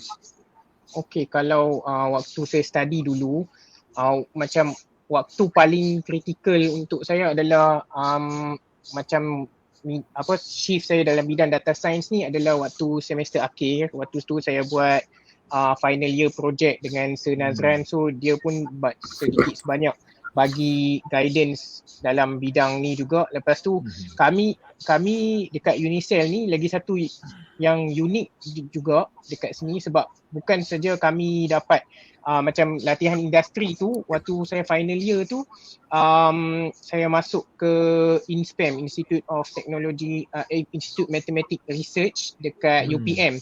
So yang tu saya direkomend waktu saya dapat pilihan tu, saya dapat mula-mula dekat syarikat lain, tapi saya bila saya jumpa dengan Dr. Saibah, still lecturer yang bagi saya guidance macam okay, join saja, yang ni tempat yang bagus. So saya masuk dekat situ. So yang itulah shift yang pertama sekali guide saya untuk peluang untuk ketahui bidang-bidang kerjaya yang keluar lepas habis lepas tamat INSPAM dulu lah, pergi ke INSPAM lah. Lepas tamat saya masuk waktu tu final year lah, kami buat latihan industri di INSPAM. Latihan industri. Okey. So macam saya cakap lah, lecturer bukan saja dia ajar teori ke apa, tapi kami didedahkan dengan dunia luar. So macam lagi satu benda yang unik kat Unicell dalam kursus saya ni, kami berpeluang ikuti macam conference di Bank Negara pertama sekali. So lepas tu yang tu kira annually mesti ada conference kat Bank Negara. So kami juga pernah pergi ke PNB. Lepas tu even kami dapat chance join Department of Statistics punya talk waktu time tu. So banyak event yang kami buat memang kaitan directly dengan apa yang akan ada lepas habis graduate. So macam-macam lagi lah, banyak yang uniknya aktiviti ni semua dirangka oleh lecturer sendiri, bukan macam marketing punya team ke apa. So dia dari first memang lecturer yang guide semua, lecturer yang drive Unicell lah, dari student punya career development sampai macam-macam lah. Saya suka Subhi ni, nanti saya belanja minum kalau jumpa ni. Dia suka puji pensyarah. Saya suka ni. Macam ada satu semester tu saya rasa macam saya tak boleh nak buat. Saya ingat waktu tu saya masuk subjek statistical teori dengan Madam Naimah lah. So saya rasa macam saya tak boleh nak buat sebab ni sangat susah, dia terlalu teori sangat lah. So tapi bila saya jumpa dia macam bagi guide, kata tak apa ni. So macam tu lah saya nak bagi tahu, dia guide bukan saja dari segi career, bukan saja dari segi pengajaran, dia guide juga dari macam kita punya personal, dia bagi motivation.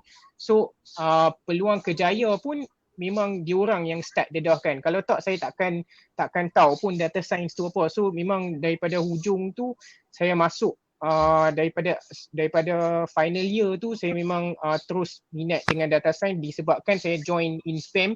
Dan saya join INSPAM tu pun based on lecturer. So even dah habis kan, macam contoh dah habis latihan industri pun macam Sir Nazran tu dia datang. So bila Sir Nazran tu datang ke INSPAM, so rasa macam dia orang tengok kita punya kerja dekat sana. So lecturer akan follow closely lah. Dia bukan macam pergi buat macam tu dah settle, tak ada. So dekat sini memang sangat unik dengan mana lecturer sendiri yang buat A sampai Z. Awak kerja sekarang ni memang banyak yang awak belajar tu digunakan lah Cik Subhi ya? Ya memang yang saya kerja sekarang ni saya kerja sebagai seorang data scientist. Macam tadi saya cakap, banyak yang saya pakai teori-teori macam dalam bidang hypothesis testing, statistik, So banyak modeling semua yang saya belajar waktu dekat universiti jugalah. So macam saya cakap tadi lah, every semester yang kami belajar tu reinforce setiap semester sampai sekarang pun saya duk pakai. So benda tu macam dah melekat lah. So sekarang ni apa yang saya duk buat. You betul-betul seronok sekarang lah nak kerja ni yang ada sekarang Cik Sophie lah. Betul-betul seronok lah. Saya memang saya tak rasa saya akan tukar bidang lah, sebab benda ni memang saya rasa macam untung lah. Saya daripada blur-blur tak tahu apa-apa dulu kan. So bila saya masuk, saya macam all out lah dengan data science ni. So bila daripada matematik, statistik, so saya dah pecah masuk ke dalam bidang data science ni. Statistik dengan matematik ni sangat-sangat digunakan. So rugilah kalau sebab lagi satu macam sekarang lah untuk budak-budak baru nak masuk kan. So dia orang boleh tengok jugalah macam setiap satu company luar sekarang pun, even macam kerajaan pun ada banyak. So macam contohlah, saya punya kerja data scientist dan saya ada juga projek-projek dengan luar macam universiti juga. So salah satunya projek yang latest saya join adalah dengan MOSTI punya grant. Dan kami dia orang diselect dari team USM dengan USM lah. So USM untuk buat modeling untuk COVID-19 punya tu. So yang tu projek yang latest saya join. Dan juga saya juga disebabkan saya punya komitmen dengan research dan experience tu, next month saya akan ada training saya akan buat satu training dekat NIH, National Institute of Health, untuk tunjuk macam mana kita guna matematik dengan statistik ni untuk discover trend dalam epidemiologi. So memang saya keep close relationship antara academics dengan industri lah. So yang tu kelebihan dia lah sampai sekarang pun. So Sobi, Cik Sobi ya, bagus dia punya apa yang saya nampak kerja dia betul dia apply masa daripada apa yang dia belajar tu semasa di kampus dulu, mana kursus dia tu memang dia guna betul lah untuk bidang kerjaya kan, dan banyak membantu mana dia macam tak lari lah sebab ada isu sebenarnya bila kita saya cuba selit-selit supaya pendengar ataupun pelajar lepasan sekolah nampak apabila memilih kursus, pastikan bila kerja tu memang sesuai. Bukan kata kita belajar lain, kerjanya lain, kecuali kita tukar bidang lah.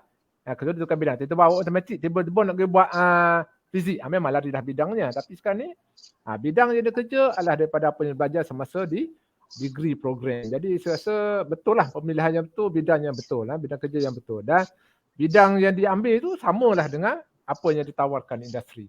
Okey, kita akan terus kepada panel ketiga. Sebelum tu, terima kasih sekali lagi pada Cik Subhi kita. Kita pergi kepada Ayat Firdaus. Okey. Bila saya ulang-ulang ni, mula saya pun blur nak tanya apa pula kat Firdaus. Okey. Okey, Ayat Firdaus, kita nak minta lah Firdaus share lagi pengalaman kerja sekarang, apa yang dibuat, apa projek ke, kan? Kemudian kaitan tak dengan apa yang belajar di Indonesia dulu? Silakan Ayat Firdaus kita. Okey, terima kasih. Okey, mungkin saya boleh highlightkan apa yang poin-poin yang penting dulu, cakap berkaitan dengan pembelajaran UNICEF ni membantu kerja. Lepas tu saya akan pergi detail saya punya kerja lah kan. Mungkin saya cakap macam yang pertama sekali dekat UNICEF ni saya boleh simpulkan apabila saya dah bekerja lah. Silibus yang ada sekarang dan dulu dan sekarang, dia more to industri, related dengan industri. Sebab ada setengah universiti tu dia civil engineering saja, tapi course yang tak ada kaitan dengan industri pun dia still ajar. Contoh macam tu lah. Tapi UNICEF tak, dia selalu update dia punya silibus. Sebab saya pernah jadi panel industri juga untuk Department Civil ni. Saya pun pernah berada dalam situasi itulah, tengok silibus apa. Dan EAC pun iktiraf kita antara yang terbaik. Kalau orang dapat 2 tahun, kita dapat 2 tahun setengah, 3 tahun. Macam tu lah. Diiktiraf sendiri lah. Bukan saya sendiri cakap, EAC pun iktiraf. Okay. Yang kedua, saya tengok self-confidence kita tinggi belajar kat sana. Macam Tuan Haji cakap tadi lah. Lecturer memang sangat membantu dan cakap kepimpinan diri kita tinggi. Itu yang penting. Engineer itu yang penting bagi saya. Tak semestinya dia mahir saja dapat 4 flat apa. Yang penting dia ada kepimpinan. Nak jadi engineer kena macam tu. Itu saya dapat kesimpulan daripada kawan-kawan saya lah yang grade 2.5, 2.6, 2.7 ada berjaya. Dia orang dah jadi macam bekerja sendiri, buka company sendiri, kontraktor, dah jadi manager atas, dah jadi CEO pun ada. Memang saya orang sangat bijak. Dah ada buka company sendiri pun ada. Okey, lepas tu itu pertama syllabus, dua saya confident, yang ketiga saya nampak bantuan daripada lecturer atau macam yang Cik Sophie cakap tadi lah, kita ada mentor-mentee kan. Projek SEM ni, projek semester akhir, projek tu. Lepas tu pihak UNICEF pula panggil pula orang industri komen kita punya projek-projek tu. Itu bagi saya menarik. Lepas tu panel yang dia jemput tu bukan calang-calang. Hebat-hebat jugalah saya tengok. Macam saya rasa pasal tahun saya dulu macam mana kan. Okay, dan yang keempat saya nampak macam UNICEF sendiri ni strength. Dia ialah Selangor, kita tahu kan, Selangor negeri yang puan lah. Hebat dengan industri. Industri pun banyak dan dia interrelated universiti dengan industri ni. Apabila kita nak peluang kerja, syarikat-syarikat dekat UNICEF ni pun syarikat-syarikat dekat Selangor ni pun banyak. Kita memang majoriti macam saya daripada Pantai Timur kan. Okey, saya daripada Pantai Timur terpaksa berhijrah ke Lebah Kelang contoh sebab nak cari kerja kat sini sebab banyak kerja. Okey. Yalah. Saya lupa tanya. Daus daripada mana Pantai Timur tu? Pahang ke Terengganu? Saya daripada Kelantan. Oh, Kelantan. Oh, sama negeri saya. Kalau saya tanya saya awal tadi memang kita cakap 2 orang je. Lupa saya tanya tadi. Saya pun dari Kelantan juga, Firdaus. Silakan tadi. Tidak saya tahu awal lagi susah. Awal lain tak boleh cakap lah kita dua. Silakan teruskan Firdaus. Ya, okey. Sebab tu saya minat sangat berkhidmat dalam ECRL ni. Okey, lepas ni mungkin saya boleh pergi cerita detail pasal saya punya ECRL. Mungkin sebab saya minat sangat sebab saya rasa nak berkhidmat untuk Pantai Timur pula. Dulu masa tahun 2009 saya keluar je daripada UNICEF. Masa tu saya masih dalam student grad lagi, tapi pihak HSS adalah konsultan yang first dapat ISO dalam Malaysia dan top 10 jugalah. Top 10, top 1 lah dia cakap macam tu lah. Dekat dia timur student-student UNICEF ni, saya masuk kat sana, saya tak grad lagi. Saya grad 2008, saya dah habis belajar 2007 tahun akhir kan. Tak apa, saya suka dengan cara you boleh buat kerja. Okey. Hantar saya pergi projek double track dekat tu. Saya masa dekat projek double track, saya terfikir juga bila lah kereta api laju, kereta api berkembang ni boleh ada dekat Pantai Timur. Dulu 2007 kan. Sekarang dah 10 tahun dah baru ada. Macam tu lah. Saya daripada Pemborneo, saya kerja daripada Pemborneo. Saya kerja dekat Sabah, Sarawak, Brunei. Saya kerja kat sana. Saya nampak ada projek ECRL ni. Tu saya balik ke ni. Ke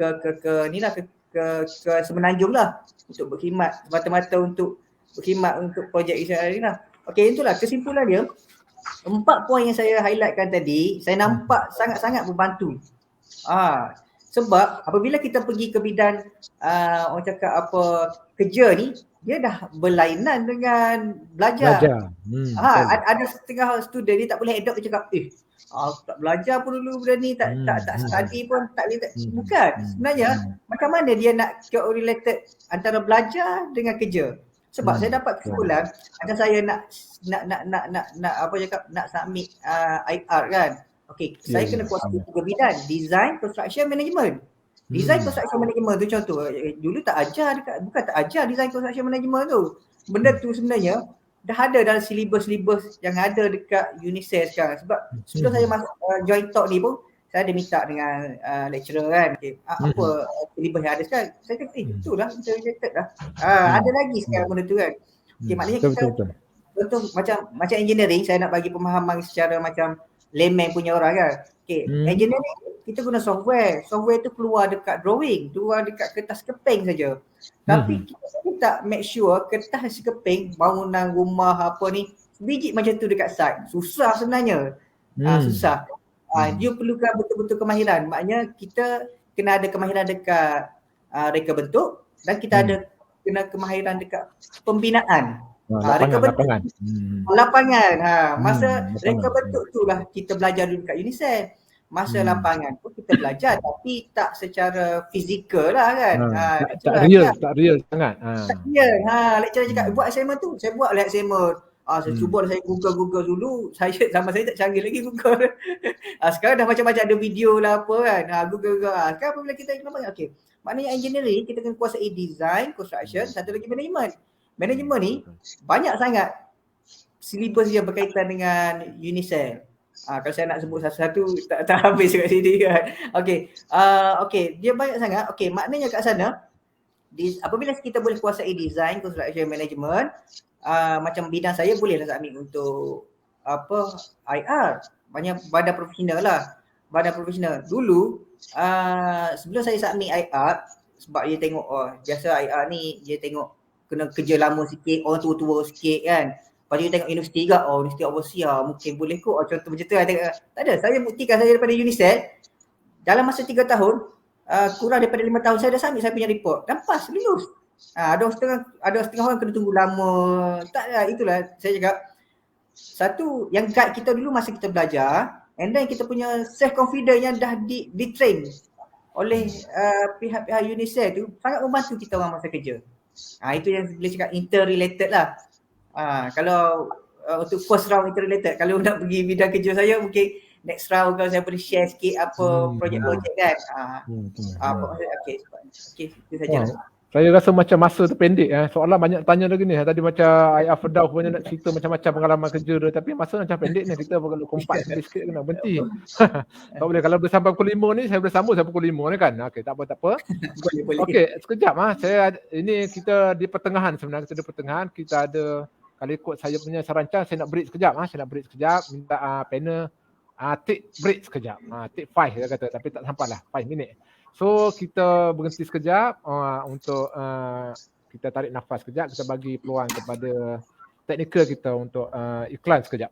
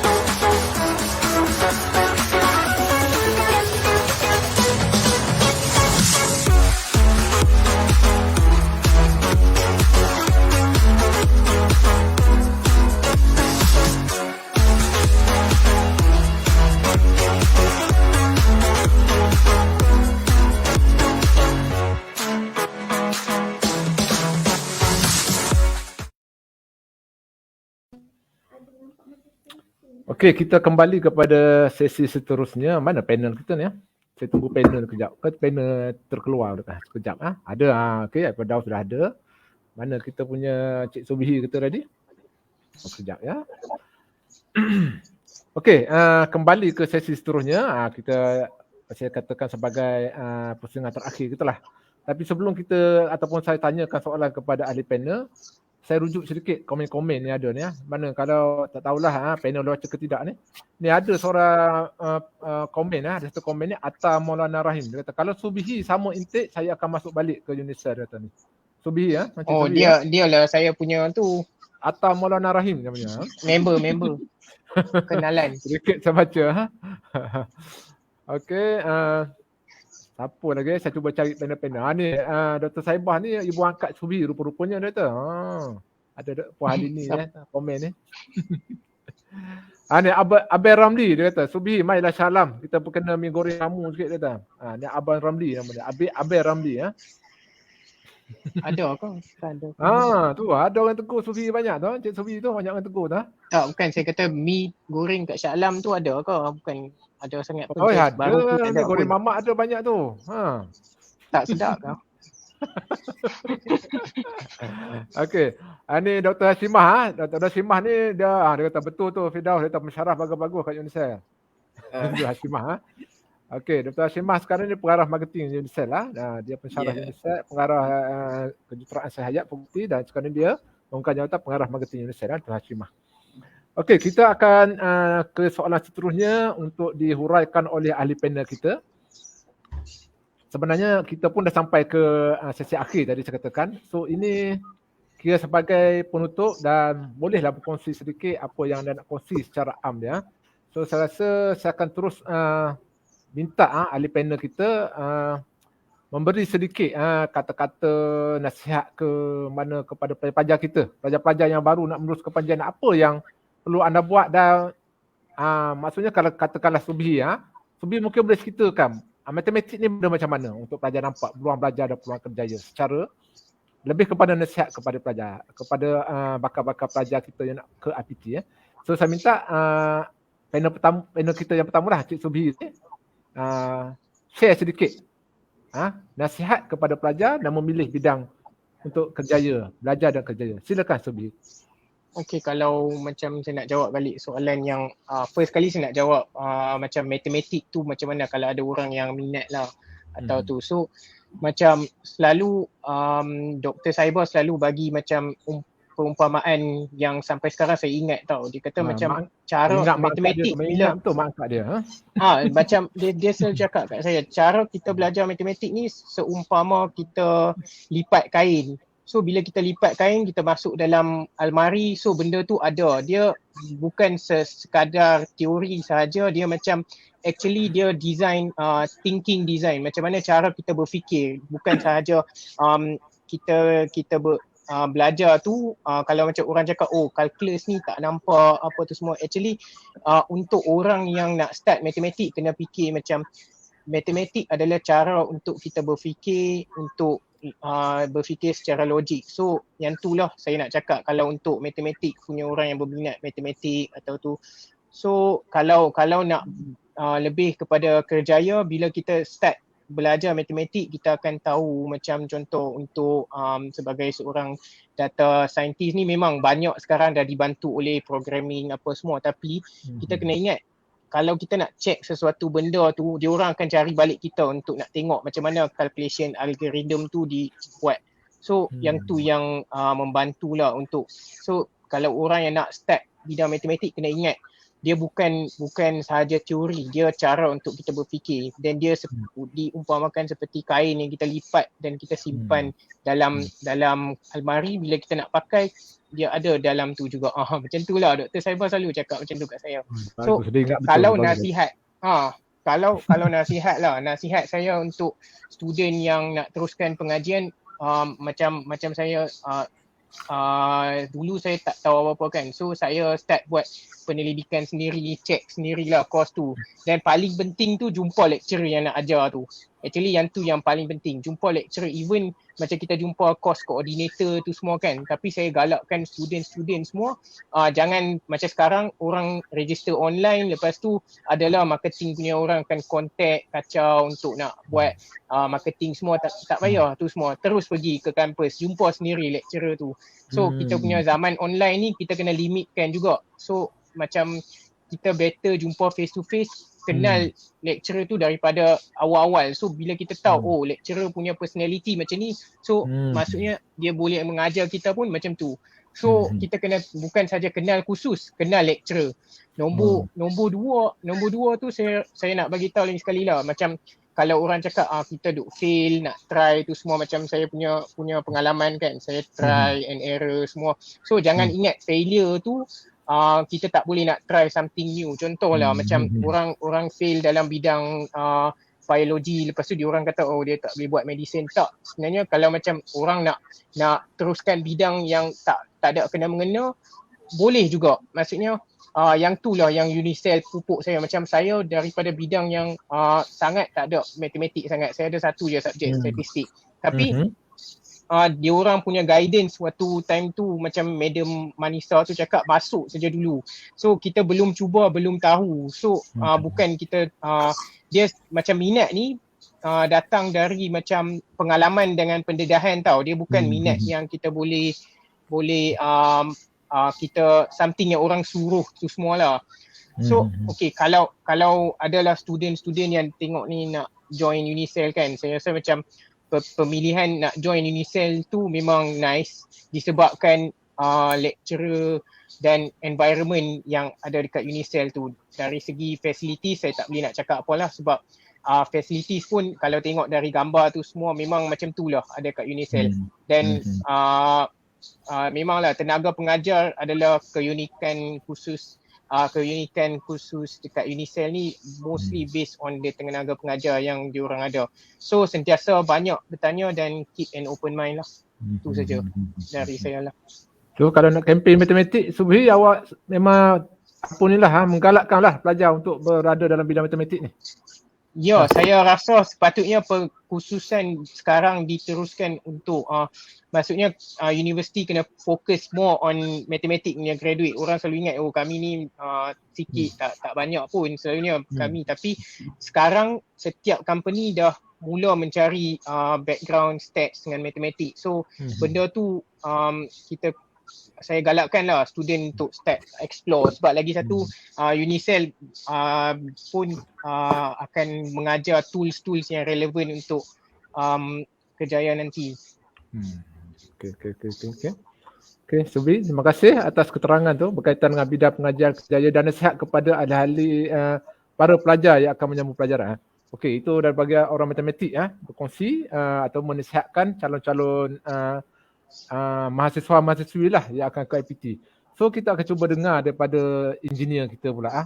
So Ayat Firdaus, saya minta tolonglah nasihatkan atau bagi pandangan, bagi guide sikit kepada pelajar-pelajar lepas sekolah ke, lepas ada diploma pun ada tu. Sebab sekarang kita ada KV ni College Vocational memang dah ada diploma. Dia nak pergi ke mana selepas itu? Jadi mintalah Ayat Firdaus bagi nasihat atau bagi pandangan kepada mereka ni. Okay, dipersilakan Ayat Firdaus. Okey, terima kasih. Okey, kepada bakal-bakal graduan, waktu ni adalah penting untuk bakal mahasiswa bang. Graduan dia dah tak masuk lagi. Okey, waktu ni adalah penting untuk anda buat pilihan. Sebab ini adalah permulaan untuk anda menempuhi anda pekerjaan lah. Okey, kena buat pilihan yang betul. Okey, lepas ni anda nak kerja, lepas tu berkeluarga, macam saya kan, ada berkeluarga, okey, ada banyak tanggungjawab. Okey, buat pilihan yang tepat. Apabila dah dapat pilihan tu, hargailah dia sebaik yang mungkin lah. Okey, bagi saya, bidang engineering ni kalau ikutkan bidangnya amatlah luas. Memang amat luas. Tak semestinya kita akan jadi engineer selamanya. Kita boleh juga, apabila kita jadi engineer, kita akan makin kreatif lah benda ni. Okey, saya bagi contoh, macam apabila kita, macam saya, 15 tahun saya berkecimpung dalam bidang engineering ni, banyak pengalaman pahit dan manis lah. Saya dah lalui lah.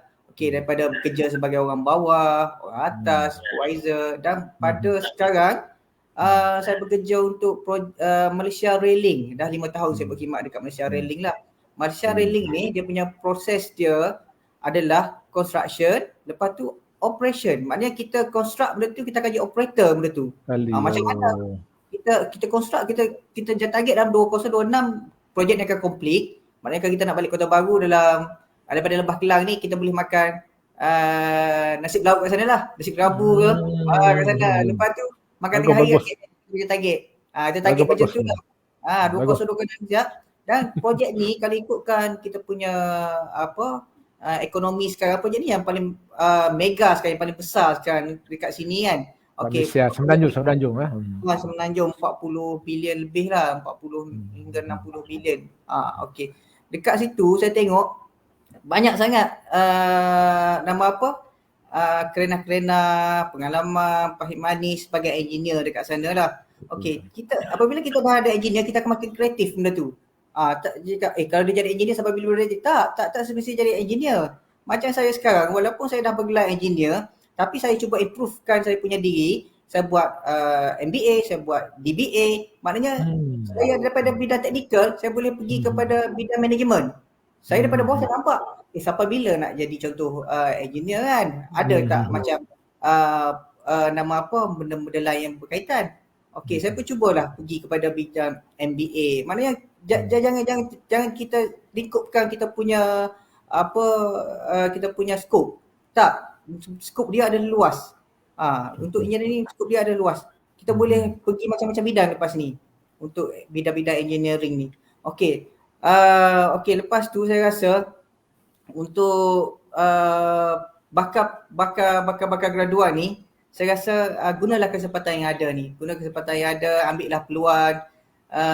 Dan kalau perlukan apa-apa pendapat, boleh tanya lecturer, boleh tanya orang yang dah lalui. Benda ni adalah satu keseronokan sebenarnya. Enjoy. Apabila kita bekerja, kita ikhlas, kita enjoy, insya-Allah benda tu akan berjaya nanti. Tapi apabila kita macam dipaksa, bagi saya susah sikit kita nak bergerak ke depan lah. Kita boleh, tapi banyak halangan lah. Tapi apabila kita ikhlas, kita ada kehendak, kita boleh berjaya dalam bidang tu. InsyaAllah. Okey, terima kasih Ayah Firdaus atas perkongsian tu. Ni sedikit sebelum saya hurai apa-apa lagi ni. Murtazul Haizat ni sekarang dah doktor baru dia dapat berapa tahun dah, kat setahun dekat 2 tahun dekat Murtazul Haizat dah dapat doktor dah ni. IR1, I am so proud of you, dia kata. Berbangga dia dengan IR1 Firdaus dia kata. Saya sempat berborak dengan Cik Aizat. Kalau jumpa sekarang panggil Dr. Aizat dah. Sekarang ada Dr. Aizat. Dr. Aizat sangat hebat orangnya. Tadi dia cakap saya memang dia kata, Wan, nanti saya korek rasa tadi pada macam mana IR Firdaus macam mana, ada cerita dah sedikit. Okey. Ni Dr. Saibah pun ada kat Ibu Jari dekat Subihi ni. Dr. Saibah pun ada kat Ibu Jari Dia mesti dia bagi dekat Subihi ni. Dekat kat Subihi ni. Okey, so untuk sesi petang ni sebenarnya kita dah sampai ke akhir ni dah ke sesi akhir ataupun ke peringkat akhir dah. Kalau ikut saya sini soalan saya pun dah habis. Dan sebelum tu apa yang dikongsi oleh kedua panel ni, dah 3 panel seorang dah keluar untuk nasihat kepada para pelajar yang akan menyambung pelajaran ataupun sebenarnya pada graduan UNISEF sendiri kalau ada bersama dengan kita hari ni. Bila anda nak sambung belajar tu ada caranya, dah belajar ada caranya, kemudian bila masuk bidang kerja pun ada caranya. So mesti kita jangan terlalu rigid sangat kan. Nanti kalau saya nampak Ayah Firdaus bagi tahu tadi, kita jangan rigid. Engineer macam tu aja, mana kita kena ada perubahan. Jadi bila kalau dah bekerja nanti kena adalah perubahan sebab kalau macam Cik Zubi pun dia mungkin ada kursus-kursus teknikal yang berkaitan. Dia boleh join nak sahabat dan improve degree dan nak improve diri dalam bidang yang berkaitan kejayaan masing-masing. Okey. So saya nak tutup dah sesi kita hari ni. So saya bagi sedikit lah dalam atas minit lebih kurang lah 30 second kepada ahli panel untuk kata-kata terakhir lah. Okey. So kita mulakan dengan Subi lah kata-kata terakhir sebelum saya tutup sesi kita pada panel. Silakan Cik Subi. Okey, kata-kata terakhir saya macam tadilah nasihat untuk student kalau korang nak sambung study tu korang jumpa lecturer yang ajar tu. Yang tu saja saya nak cakap. Okey. Bagus. So, saya suka memang Subi ni kalau jumpa memang saya boleh belajar minum Subi ni bagus. Dia suka uji pensyarah ni. Sebab saya pensyarah, saya kata beritahu Subi ni suka, dia highlight betul pensyarah ni. Ini saya boleh tapi sebab memang yang itulah yang banyak kelebihan kat UNISEF tu memang sebab pensyarah jelah. Okey, kita kata-kata terakhir daripada IR Firdaus, silakan. Okey. Sebenarnya kita semua ada cita-cita sendiri. Kita nak dapat benda tu. Tapi sebelum kita dapat benda tu, kita cuba buat pilihan yang terbaik. Kita tengok mana yang baik, dengar semua pendapat, tengok pengalaman yang lepas. Dan apabila kita dah bulatkan tekad, ikhlaskan diri kita. Apabila ikhlaskan diri kita, kita akan ada semangat, kita ada kekuatan. InsyaAllah, kejayaan akan ada di hadapan lah. InsyaAllah. Okey, kita dah sampai ke akhirnya. Okey. Terima kasih, sebelum saya ucapkan terima kasih kepada kedua panel yang hadir pada hari ini. Yang Cik Sita tadi, Dr. Sita tadi pun saya dah wish terima kasih kepadanya. Okey, semoga dengan perkongsian kita pada sesi hari ini memberi manfaat kepada ramailah pendengar-pendengar terutama pelajar-pelajar ataupun mereka yang ingin meneruskan pengajian. Jadi apa saya boleh simpulkan, banyak-banyak pendapat tu sebenarnya pelajar perlu buat kajian lah, berbincang dengan orang-orang yang ada ilmu ataupun orang-orang yang lebih tahu sama ada parent ke, kalau Subi kata tu rujuk kepada pihak IPT tersebut tanya macam-macam. Jadi perlu ada study case. Jadi pelajar yang nak sambung pelajaran tolonglah buat kajian terhadap apa yang mereka nak belajar nanti. Okey, saya rasa itu saja. Akhir kalam Mendengar nenek mengarang cerita, kisah lanun mencari harta. Segala nasihat, perkongsian dan juga kata harus direnung, jangan dilupa. Buah rambutan untuk dimakan, simpan sedikit buat Cik Siti. Salah dan silap harap dimaafkan. Ada jodoh, kita berjumpa lagi. Okey, sekali lagi terima kasih kepada kedua panel, Ayah Firdaus dan Stubihi kerana bersama kita pada hari ini. Sekian saja dari saya. Assalamualaikum warahmatullahi taala wabarakatuh dan salam sejahtera. Waalaikumsalam.